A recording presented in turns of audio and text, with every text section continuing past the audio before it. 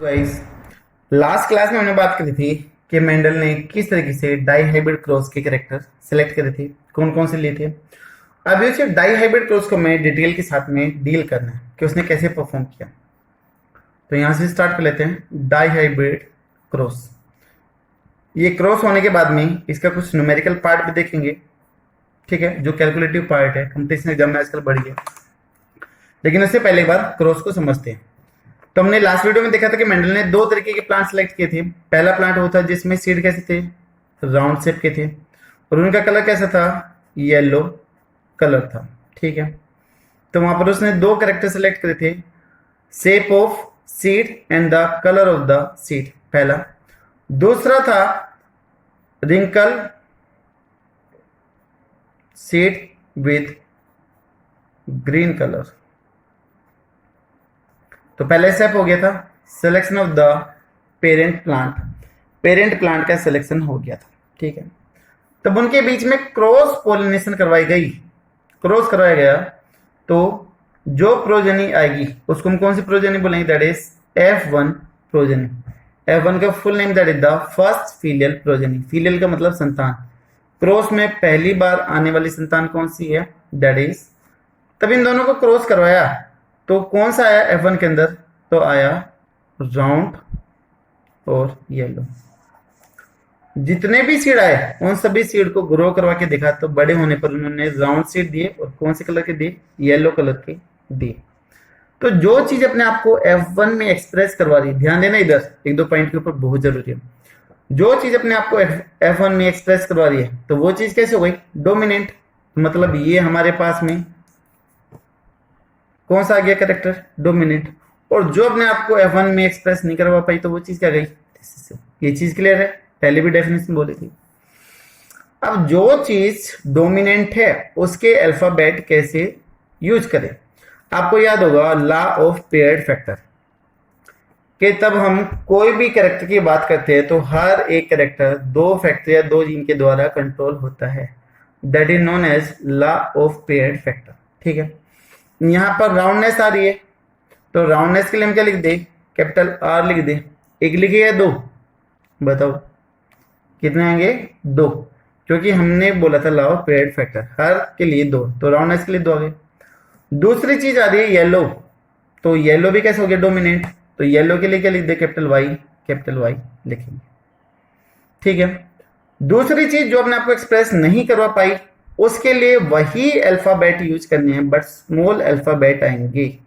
जैसे कि इधर लिखा मैंने कैपिटल आर, तो इधर क्या जाएगा, स्मॉल आर आ जाएगा। इधर मैंने लिखा कैपिटल वाई, तो इधर क्या जाएगा, ग्रीन के लिए स्मॉल वाई। क्लियर हो गया, that is law of paired factor, ठीक। उसके बाद में दूसरा पढ़ा था आपने लॉ ऑफ सेग्रीगेशन, कि तब मियोसिस होता है तो एक दूसरे से अलग अलग हो जाते हैं, ठीक है। अब लास्ट मैंने मियोसिस बताई थी, एक बार मैं आपको फिर से बता दूंगा कि लॉ ऑफ सेग्रीगेशन क्या है। एक बार मैं आपको दिखाई देता हूँ कैसे।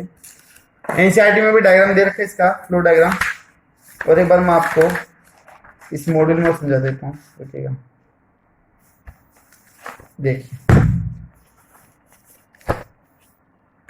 यहां पर ये मियोसिस दे रखी है, G1 फेज है, गैप फर्स्ट फेज किस में जाएगी, एस फेज में जाएगी, सिंथेसिस फेज में जाएगी। तो अमाउंट क्या हो गई, डबल। एक क्रोमेटिड थी, कितनी हो गई, दो, और यहाँ पर टोटल 4 दिखा रखी थी, तो कितनी हो गई, 8।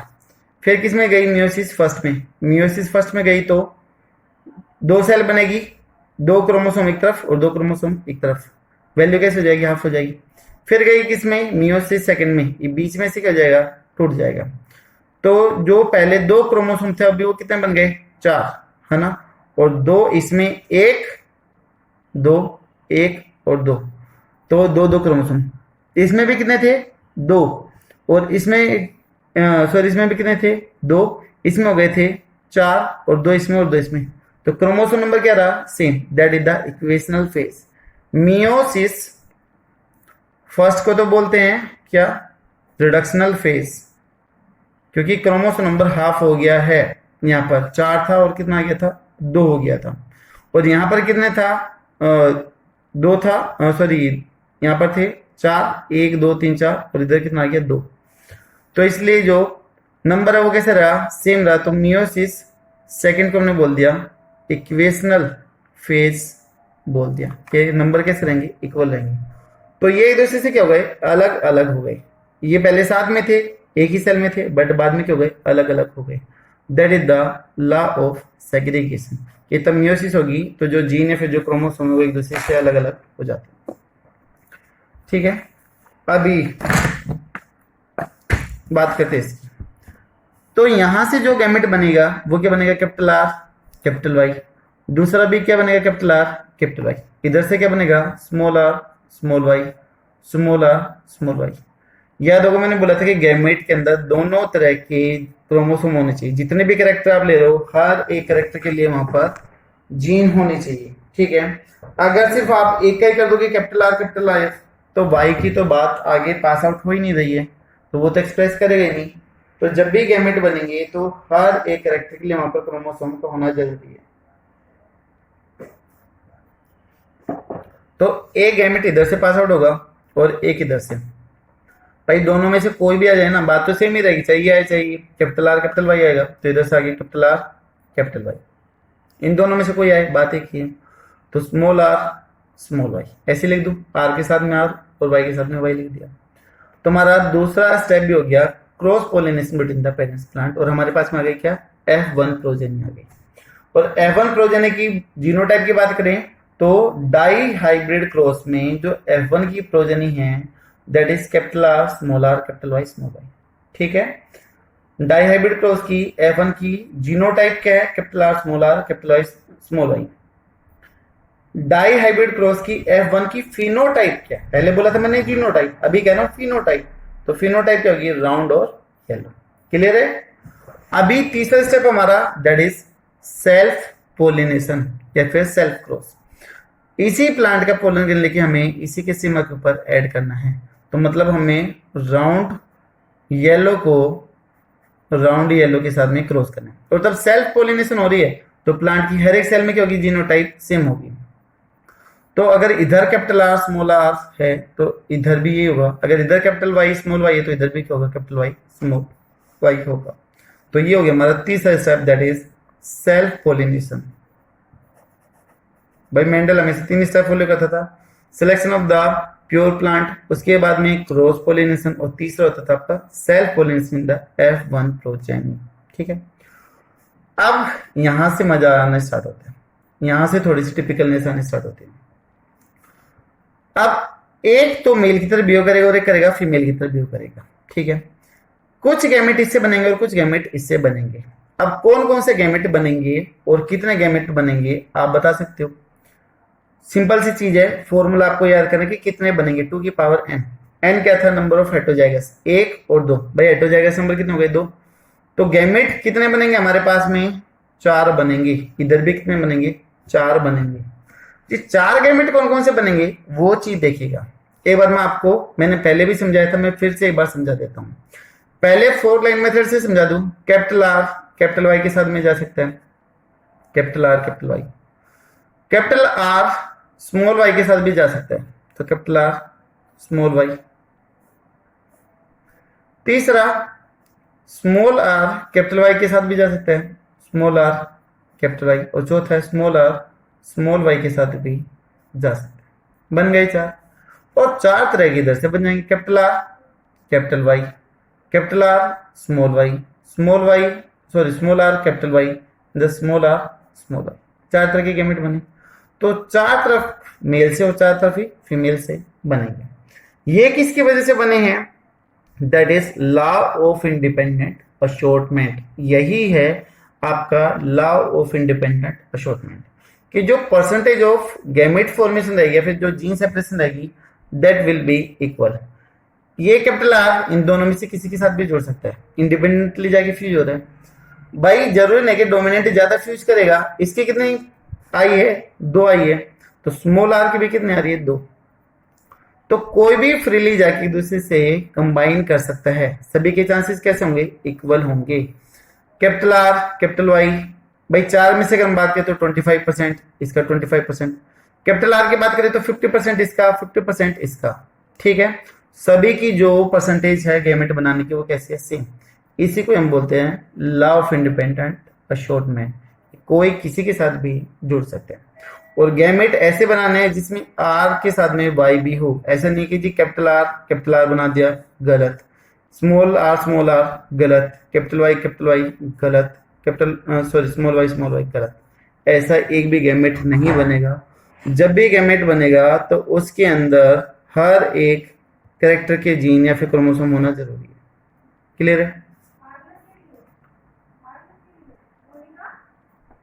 तो यहाँ पे 4 गैमेट इधर से बन गए और 4 इधर से बन गए। ठीक है, तो ये आपका कहला जाएगा इधर, दैट इज लॉ ऑफ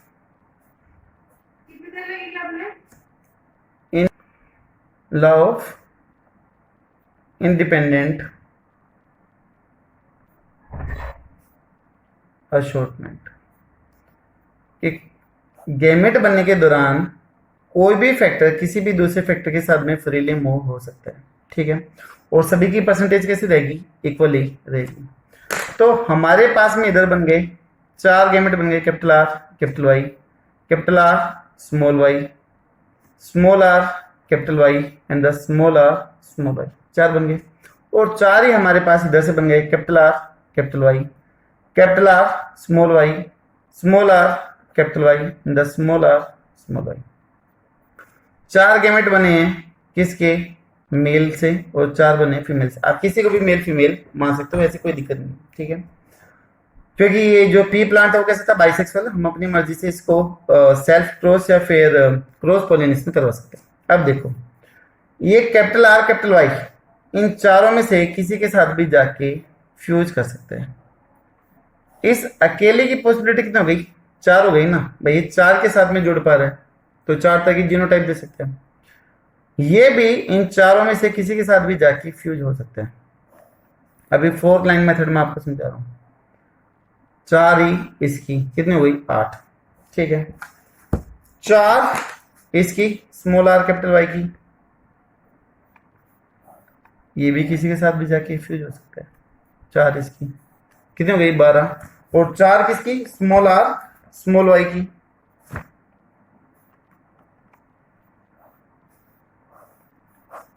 4 ही इसकी। टोटल कितनी हो गई? 16 पॉसिबिलिटी हो गई। लेकिन क्या अभी 4 लाइन मेथड से कुछ समझ में आ रहा है कि कौन किसके साथ में क्रॉस कर रहे हैं? कौन कौन सी 16 जीनोटाइप होगी? हो सकता है आप बता दोगे, बट कितनी ज्यादा कंफ्यूजन होगी। 4 लाइन मेथड में समझ में नहीं आ रहा है कि कौन सी चीज किसके साथ में क्रॉस कर रही है। तो हमें कौन से मेथड का यूज करना है? पुनेट स्क्वायर बॉक्स मेथड का यूज करना है, जिसके अंदर कंफ्यूजन क्या होगा? कम होगा। लेकिन आगे चलने से पहले यहाँ पर मैं डेफिनेशन लिख देता हूँ किसकी? लॉ ऑफ इंडिपेंडेंट अशोर्टमेंट की डेफिनेशन लिख देता हूँ। ठीक है, लॉ ऑफ इंडिपेंडेंट अशोर्टमेंट। तो डेफिनेशन में बोल देंगे percentage of gene in gametes of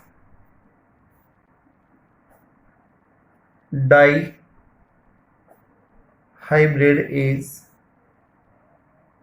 similar to gene in gametes। कितनी? 50% है, सभी की चांसेस इक्वल है। कैपिटल आर के 50% यानी कि 2 थे, और स्मॉल आर के 2 यानी कि 50%। That mean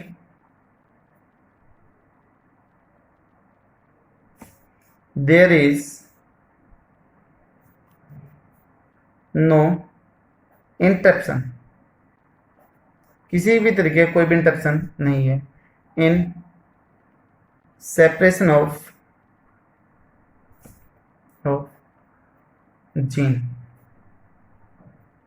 known as law of independent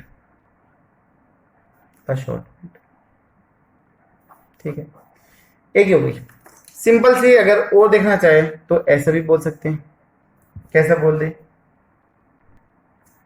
when two pair फिर two pairs of trait are combined in a dihybrid segregation का मीन सेपरेट आउट होना, segregation of one pair of trait is independent to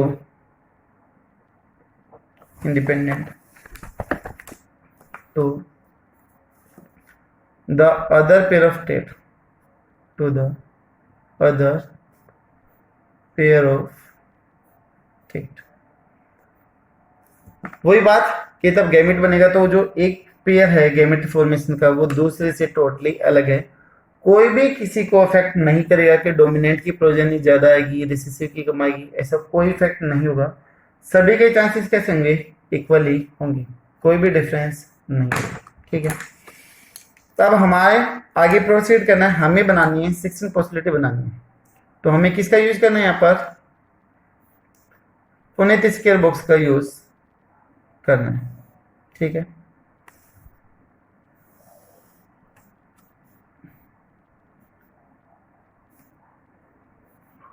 four हमारे पास में थे male gamete और 4 हमारे पास में थे फीमेल गैमेट। तो 4 आपको क्या बनाने हैं? पहले मेल गैमेट लिख दे, ऐसे आते हैं। तो जो ये हॉरिजॉन्टल लाइन है, जो ऊपर वाली लाइन है, जनरली उधर लिखे जाते हैं मेल गैमेट, और जो ये वर्टिकल लाइन है जनरली उधर लिखे जाते हैं क्या? फीमेल गैमेट लिखे जाते हैं। रिजल्ट में कोई डिफरेंस नहीं आएगा, वो सेम ही रहेगा, बट फिर भी पुनीत ने स्टार्टिंग में इसी बेसिस पे अरेंज किया था। तो कई बार यहाँ से भी क्वेश्चन पूछ देते हैं कि वर्टिकल में किसको रखा जाता है, हॉरिजॉन्टल में किसको रखा जाता है। ठीक है, तो वो चीज यहाँ पर क्लियर होगा। तो मैं यहाँ पर लिख दूं कैपिटल आर कैपिटल वाई, पहला गैमेट, दूसरा gamete capital R small Y, तीसरा small R capital Y, and fourth one is the small R small Y. हो गए। अब हमें क्या करना है? फीमेल के लिखने हैं। तो फीमेल के भी कितने थे? 4।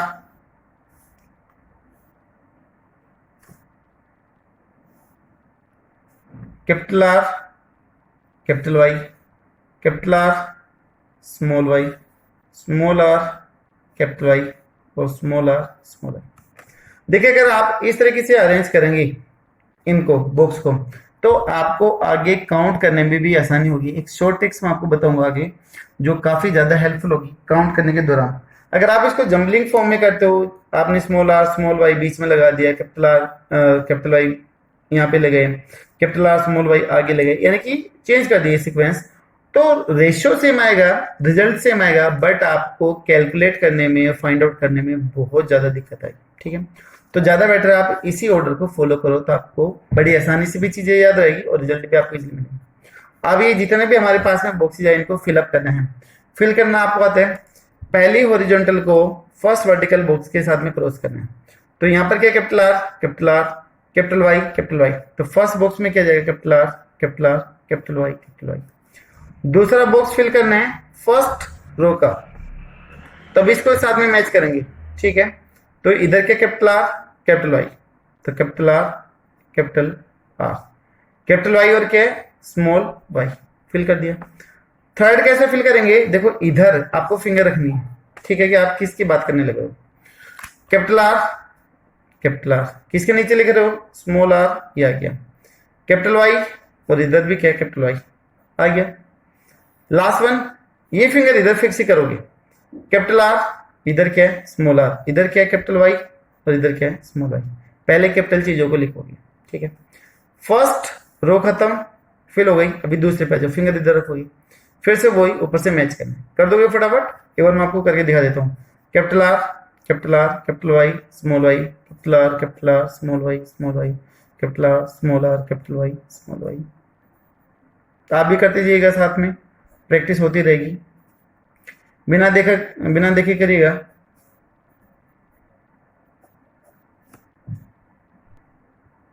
देखिए अभी मैंने यहाँ पर ये सारे के सारे 16 बॉक्स फिल कर दिए, ठीक है। जैसे ऊपर फिल करे थे 2 रोज में, वैसे इनके अंदर करे, कुछ नई चीज नहीं, ठीक है। अभी हमें फाइंड आउट करना है। देखो जिसके अंदर भी ए कैपिटल आर होगा और ए कैपिटल वाई होगा, ठीक है, कम से कम एक हो सकता है दोनों के दोनों हो, लेकिन कम से कम ए कैपिटल आर हो और एक कैपिटल वाई हो, तो वो चीज कैसे दिखाई देगा? राउंड राउंड और येलो दिखाई देगा। कैसे दिखाई देगा? राउंड और येलो। दोस्तों जिसके अंदर कैपिटल आर हो, एक या दो, लेकिन वाई कैसे हो? दोनों के दोनों स्मॉल हो, तो वो चीज कैसे दिखाई देगी? Round and green. कैसे दिखाई देगी? वो राउंड और ग्रीन दिखाई देगी। थर्ड वन, आर कैसे हो? दोनों के दोनों स्मॉल। वाई एक हो या फिर दोनों, तो वो चीज कैसे देगा? That is wrinkle and yellow, ठीक है। लास्ट वन, जिसके अंदर दोनों के दोनों आर भी स्मॉल हो और दोनों के दोनों वाई भी स्मॉल हो, तो वो मैं क्या देगा? That is wrinkle and green combination देगा। ये 4 तरह की फिनोटाइप आपको मिलेगी। अब देखो आपको काउंट करना है इन 16 बॉक्स में से कि किसके अंदर राउंड येलो है, किसके अंदर कैपिटल आर है, किसमें कैपिटल वाई है, वो आपको इधर फाइंड आउट करना है। अब देखिए आपको एक एक बॉक्स देखना पड़ेगा। कैपिटल आर कैपिटल वाई है, तो ये कैसे दिखाई देगा आपको? यहां पे लिख देता हूं मैं। अगर एक भी है, मैंने बोला था कि भाई जहां पर कैपिटल आर एक भी हो तो वो कैसे देगा? राउंड देगा। तो ये कैसे आ गया? राउंड। वाई दोनों कैपिटल है, चाहे एक हो या दो, तो हमने बात करी थी कि वो कैसे देगा? येलो देगा। तो ये कैसे हो गया? राउंड येलो, ठीक है। इसमें कैपिटल आर है तो ये कैसे आ जाएगा? राउंड। दोनों स्मॉल वाई है तो ये कैसे आ जाएगा? ग्रीन। समझ में है? कैपिटल आर एक है, एक कैपिटल वाई है, तो ये क्या गया? राउंड। बोलो कैपिटल वाई है तो येलो। इसी तरीके से आपको ये सारे के सारे फिल करने। अब मैं आपको शॉर्ट ट्रिक्स बताता हूँ जो आपको मैं तब बता रहा था कि अगर ऐसा अरेंज करोगे तो आपको फायदा होगा, ठीक है। एक बार रुकिएगा, मैं पेंसिल देखता हूँ। देखिए अभी काउंट करने का तरीका क्या है? आप एक एक बॉक्स को देखोगे बहुत ज्यादा टाइम लेके आएगा। आपने को सिंपल से एक ट्राइंगल बनानी है। इधर लाइन खींच रहा हूं, उधर देखते जाना। जिस जिस बॉक्स के अंदर से ये लाइन पास आउट होने लग रही है